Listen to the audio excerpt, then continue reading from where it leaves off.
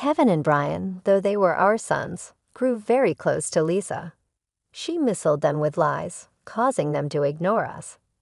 After Lisa, Kevin, and Brian were asked to leave our home, my husband Michael suddenly passed away. When I told Kevin about his father's death over the phone, his reaction shocked me. He said, "Your dad passed away. You handled the funeral, Mom. I don't want to see the face of someone who kicked us out. We're having a great time here, so don't bother us. Just tell the relatives we can't come because of work or something." I was speechless. A week after the funeral, I got a letter from Michael addressed to me.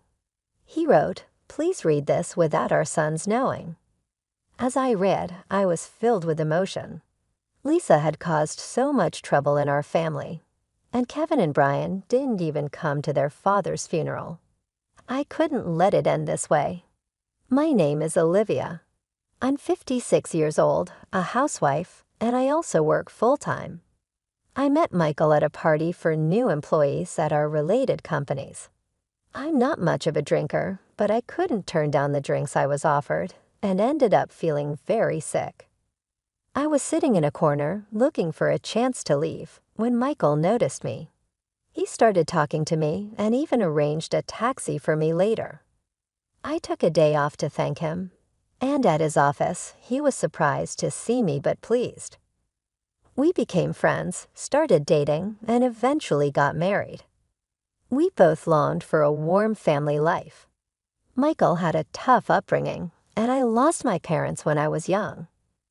We believed we could be happy together, but living with each other brought unexpected challenges, mostly because of Michael's sister, Lisa. Before the wedding, I tried to meet her, but she was too busy. Our first meeting was at the wedding. Michael's parents had passed away, so it was a simple ceremony with just friends and relatives. Lisa drew attention in many ways. She wore a pure white dress that was quite revealing, heavy makeup like a stage actress, and lots of perfume. I tried not to show how upset I was, but Lisa either noticed or just didn't like me from the start. She didn't say hello and made fun of me. She said to Michael, "Couldn't you find someone better at your workplace?" Having such a plain sister-in-law is embarrassing, but maybe she suits you, Mr. Super Serious. Michael looked like he wanted to argue, but a fight on our wedding day seemed like a bad sign. I said, "I'm fine, let's go get ready." I forced a smile and led Michael away.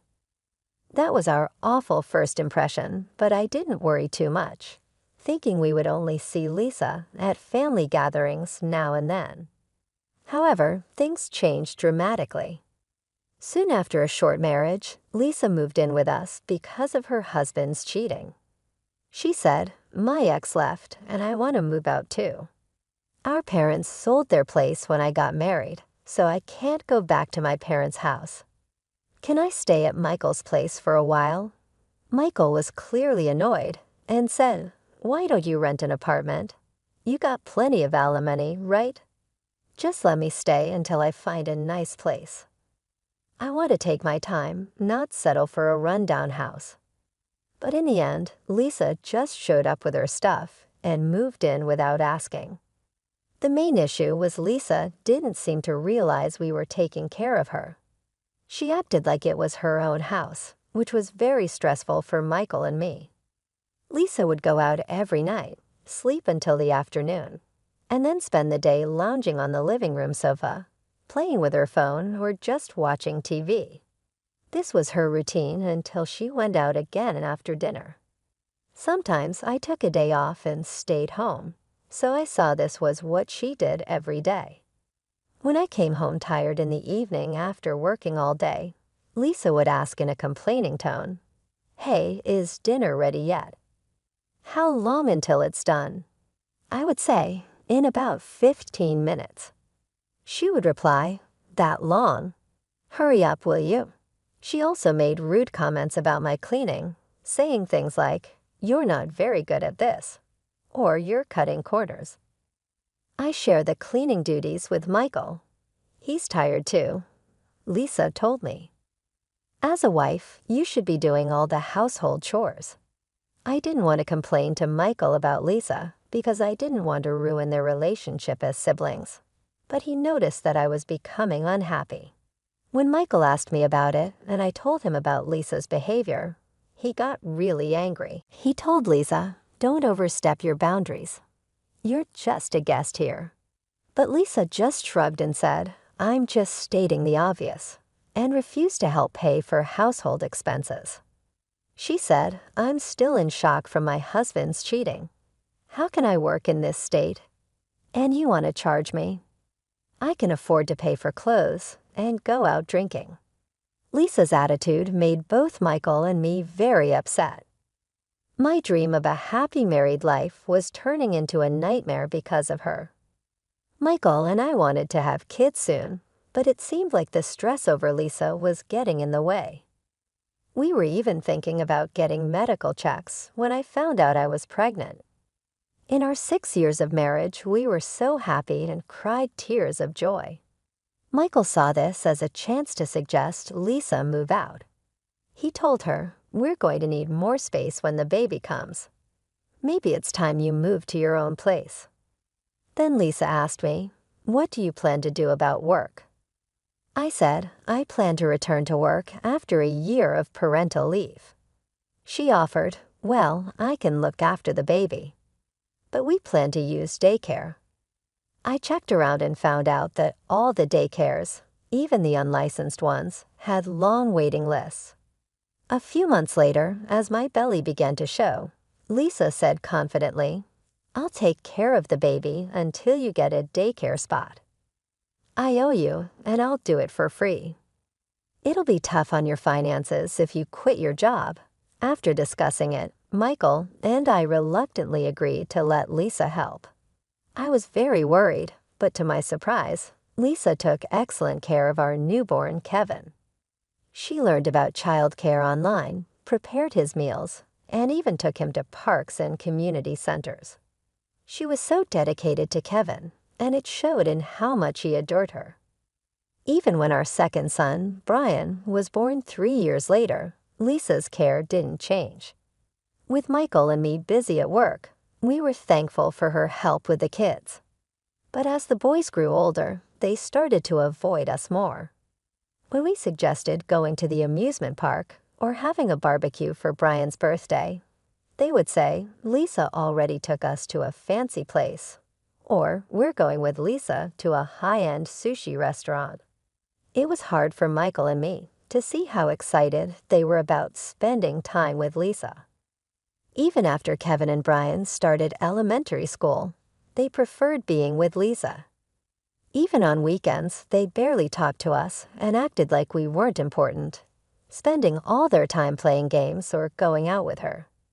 Things got even worse as Kevin got older. He openly showed he didn't like us, ignored us, and even made rude noises when we tried to talk to him. Once, when I told him not to eat while playing on his phone, he snapped at me, "Shut up, old lady." I was shocked to hear him say it. Would have been great if Lisa was our mom. She gives us money and takes us places.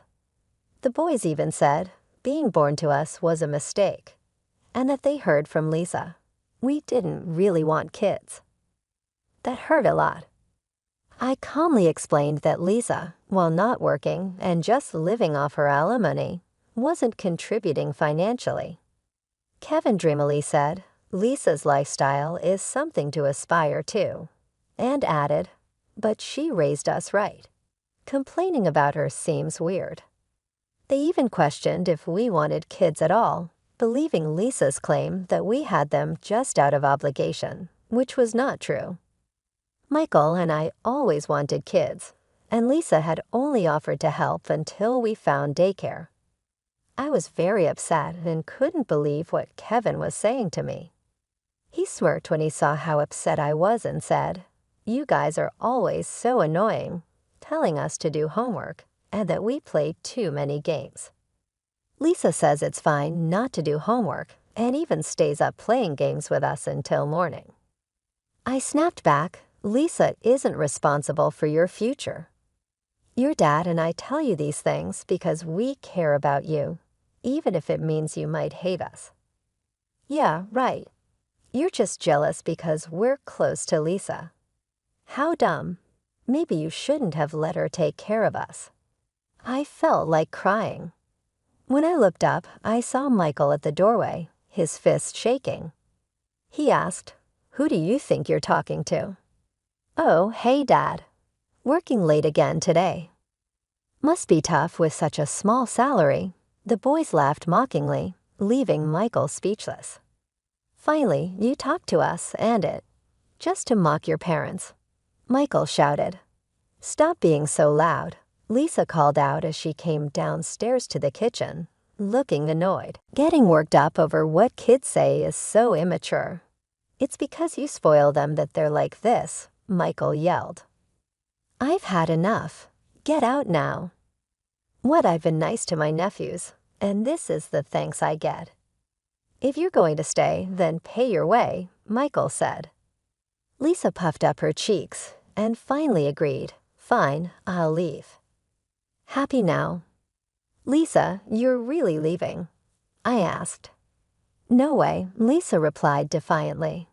But Lisa quickly went to her room, packed her things in a suitcase, and came down to the entrance. "I've put my clothes in boxes. I've arranged for movers this weekend." "Leave it until then, okay, Lisa." "Are you really going?" "Yes, take care." She smiled at Kevin and Brian as they saw her off to the gate. Then she left, but it was too late to fix the relationship between us and our sons. As teenagers, Kevin and Brian became more rebellious. Kevin quit his job within a month after finishing high school, and 1 year later, Brian quit his job after just a few days. They talked about starting a business together and made some questionable deals, spending their money from odd jobs in one night. After a big argument, Michael kicked them out of the house. "When you get a job, come back." "No way will it ever come back to this place." And so Lisa, who had caused so much trouble in our family, and the son she influenced, Kevin and Brian, left. It was back to just my husband and me. I was worried about how Kevin and Brian were doing, but without the four of them causing chaos, I felt relieved. At the end of the year, just as I was about to leave work and head home, I got a call from Michael's colleague. "Are you Olivia?" Michael collapsed at work. He's currently in the ICU at the city hospital. I said I would be there right away. I tried to stay calm and drove to the hospital. At the ICU, I waited in the hallway until the doors opened and a doctor in a white coat came out.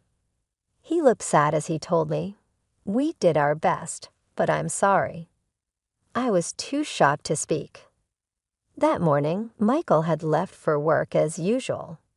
We had talked about keeping our schedule open for our anniversary next month. Sure, the usual restaurant. I have a surprise planned for this year. I never thought that would be our last conversation. Everything felt gray and meaningless as I stood there.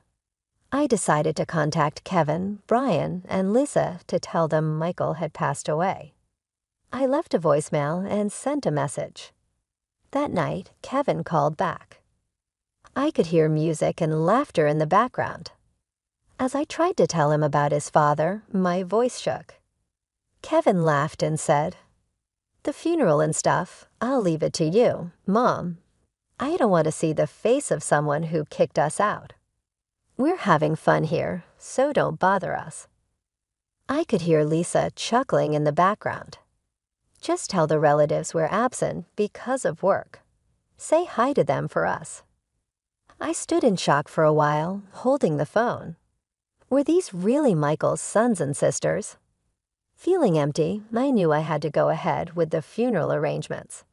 I got in touch with Michael's family and the funeral home we usually use to arrange a family funeral. Saying goodbye so suddenly didn't feel real, and I didn't cry during the funeral. But as everyday life continued, the pain of losing Michael kept hitting me. While making dinner, setting up to record a TV show we watched together, or making coffee, I'd accidentally make enough for 3 or start talking to him before realizing he was no longer there. That's when I couldn't hold back the tears. A week after Michael passed away, I was watering the flowers when the mailman arrived. I took the mail inside, and among the junk mail, I found an envelope addressed to me. The handwriting was unmistakably Michael's. Overwhelmed with emotion, I opened it. The letter explained that he had asked a friend to send this if something happened to him. After expressing his thanks for our years together, one line stood out, asking me to keep this from our sons. Moved by the letter and realizing how much Michael knew, I worried about the kids. I wiped away my tears and decided to take action. Lisa had hurt our family, and Kevin and Brian hadn't even come to their father's funeral. I was determined not to let it end this way. Michael's letter mentioned a package in a safety deposit box at a bank near the station, and he included a key. I went to the bank, entered the safety deposit box area next to the ATMs, and nervously followed the instructions. I inserted the card, entered the PIN, and a part of the table opened to reveal the safety deposit box Michael had rented. I used the key, found everything Michael mentioned, and took them with me. Later, I invited Lisa, Kevin, and Brian to my house. I decided to share Michael's inheritance with everyone important to him. With the promise of inheritance, Lisa, Kevin, and Brian came quickly. They had skipped the funeral, but were eager for the inheritance, which showed their shamelessness. Lisa couldn't even wait while I was making tea. She blurted out, stingy Michael had an inheritance. Maybe he hid money because he was so stingy. Being stingy might not be so bad after all. I wonder if he put his inheritance in some account. I'm excited. Then she looked at me and smiled. You did the right thing telling your sister-in-law, Mom. Stop beating around the bush. Is Dad's inheritance in jewels? Maybe gold bars. As they all fidgeted, I smiled and said, before that, please listen to this.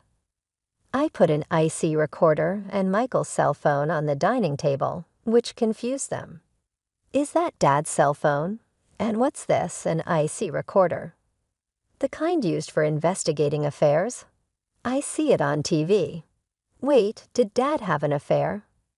Kevin laughed mockingly, but his smile vanished when I pressed play. Kevin's voice came through, talking on the phone. Yeah, remember that old lady you met at our house, Lisa? She wears so much makeup and clings to me, calling me Kevin dear. It's gross, but she'll hand over money if you flatter her. There's a use for fools and old ladies. As Kevin froze, Lisa's face filled with anger when the recording stopped. Lisa angrily asked, "What was that, Kevin?" He replied, "I don't know, a stranger maybe, or Dad recorded that voice." Over Lisa's shouted protest, Kevin continued, Michael was too tech illiterate to do something like that. As Lisa and Kevin argued, Brian tried to leave quietly. I quickly played the second recording. How much money did you get from Lisa? $333,000. Damn, I only got $3,000. What did you do? Gave her a bouquet of roses and a high-end bag for her birthday. Maybe I'll give her a fake brand next time. She can't tell the difference. Kevin and Brian laughed, revealing their true colors. She loves getting gifts from men. Even though she's almost 50, she still acts young, falling for every compliment from men she meets at the bar and spending a lot of money on them.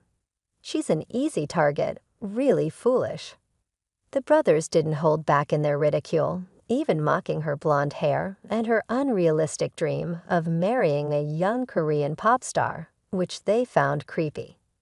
Amidst Kevin and Brian's laughter, after the recording suddenly stopped, Brian, with a forced smile, defensively muttered, "Man, when did Dad record this and show it to Mom after he's gone?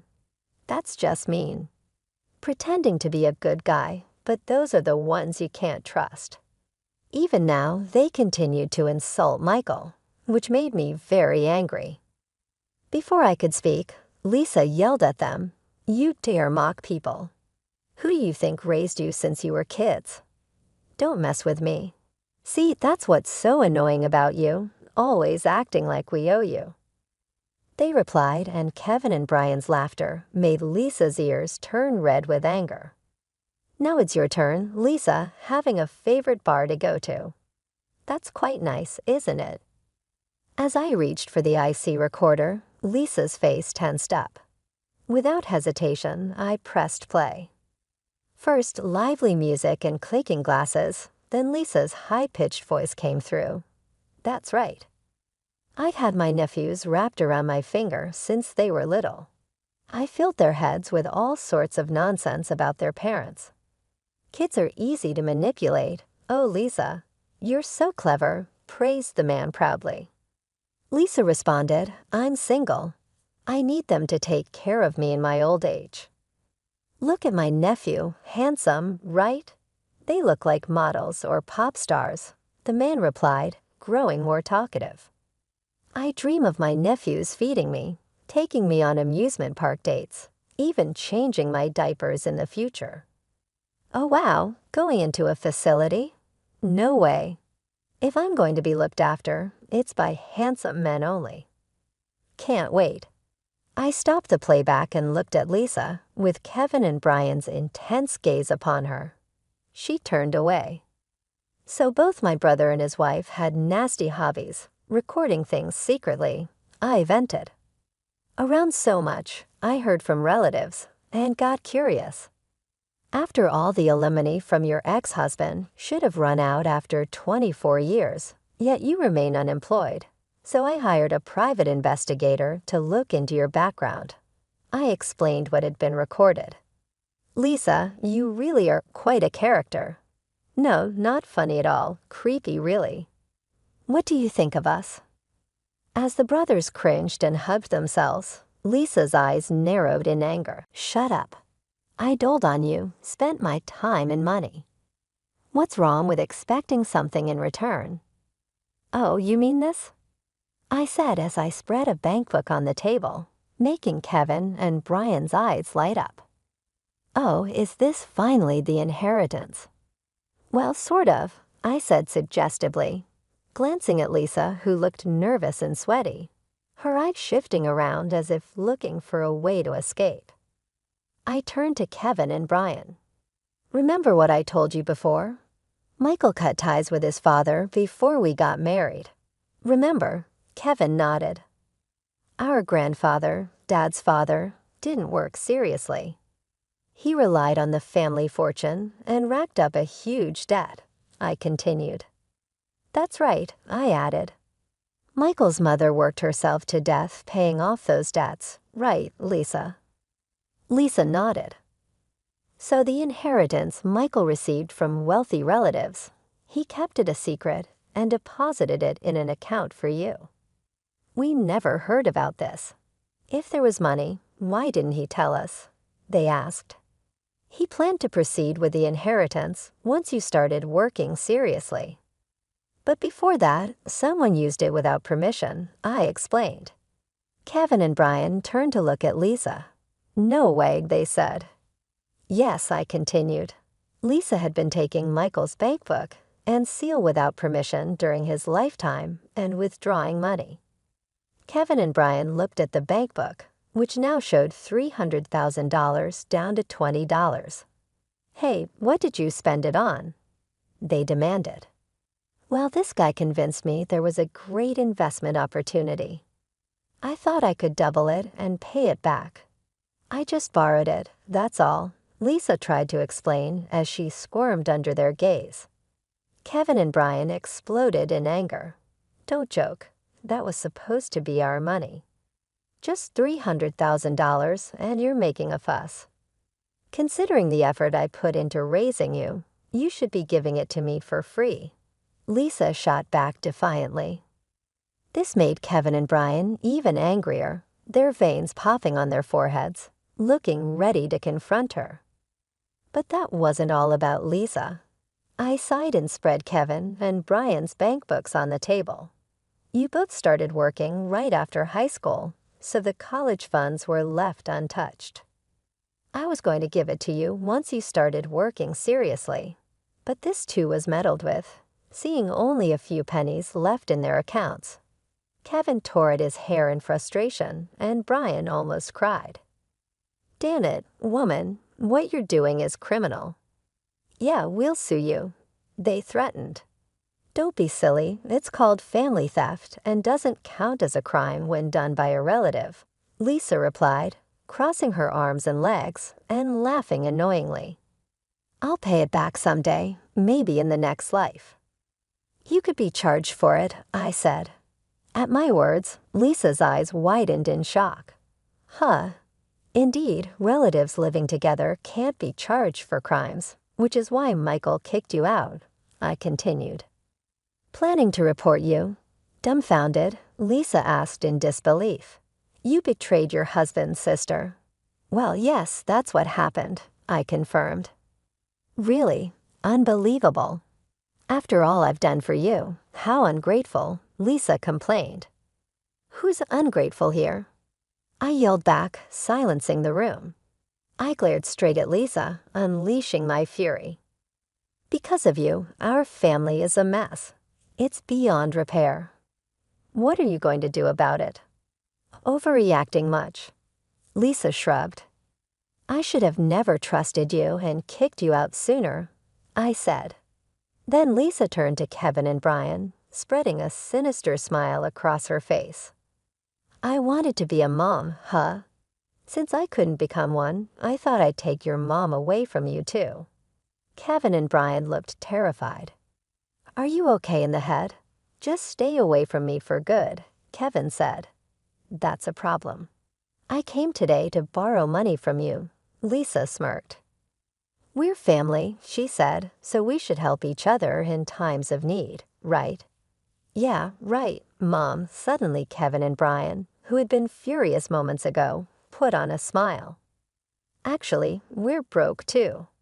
Got fired for talking back at work, for taking a little unscheduled break," they said arrogantly. Brian and Kevin complained bitterly. I felt a headache coming on. "Getting fired is what you deserve, huh?" "Yeah, we got kicked out of our apartment," Kevin casually revealed. "Didn't pay the rent, so we'll stay here for a while." "That's okay, right? And cover our debts once we're debt-free. We'll start working seriously. Can't you lend us about $60,000? "You're working, after all." Faced with their brazen request, I was stunned. I felt a surge of anger. Don't mess around. I have nothing to lend to sons who skipped their father's funeral. I refused strongly. But they kept asking, "Please, Mom, if you keep this up, I'll report you to the police too. Don't ever set foot in this house again." Just then, a police car siren stopped in front of the house. Lisa, trying to escape in a panic, ran into the police officers at the front door and was quietly taken away. "Damn, are we going to get arrested too?" "Let's just get out of here for now," Kevin and Brian said. They glanced at me, standing firm, gave up on asking for money, and left. Kevin and Brian, realizing that the money Lisa had given them came from Michael and their own savings, seemed to have finally lost all affection for Lisa. "I don't want to end up like them," they said, seemingly deciding to work seriously. However, their laziness didn't disappear overnight. They kept calling me. "Mom, I'm being pressed for payments at the bar. Can you lend me some money?" "I blew it all on horse racing.